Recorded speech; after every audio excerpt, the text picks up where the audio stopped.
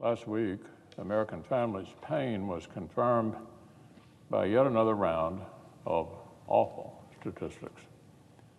Year-on-year inflation set a new 40-year high in June.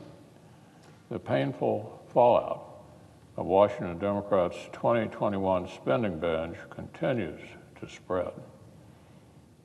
A loaf of bread costs the American consumer 10% more than it did a year ago. A dozen eggs will run you 33% more. The price of a gallon of gas, of course, rose more than 100% on Democrats' watch. Across the board, the American people's hard-earned dollars are not going nearly as far as before Democrats' inflation. Even as nominal wages rise, millions of families have seen their real income decrease. A net pay cut for workers, courtesy of Washington Democrats' runaway spending. No wonder 3 out of 4 Americans, 3 out of 4, say inflation is causing them financial hardship. 75% of the country is in a tough spot. Of course, it's not affecting everyone equally. The lowest earning Americans consistently spend larger portions of their incomes on the sort of essentials that are most expensive right now, from housing to fuel to groceries. And workers in blue-collar industries are among those having the hardest time keeping up.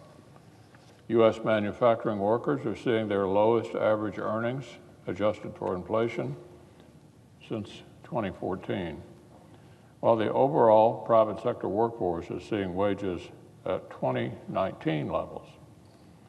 Unfortunately, these hardships show little sign of slowing anytime soon.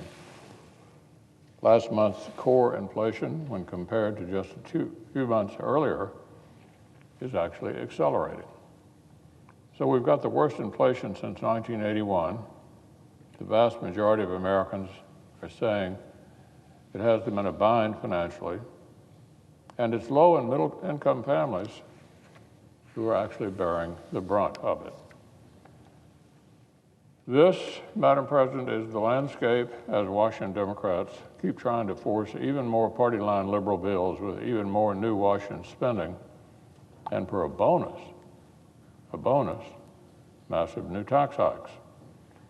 For the better part of a year, our colleagues have been trying to cook up legislation that would make life harder for small businesses, attack affordable American energy, and hike income taxes on families in every single tax bracket. Apparently, for most Washington Democrats, spending the country into deflation actually wasn't enough. Now, for a second act, they want to tax us into a recession. The response for Democrats robbing American families once cannot be for Democrats to rob American families a second time.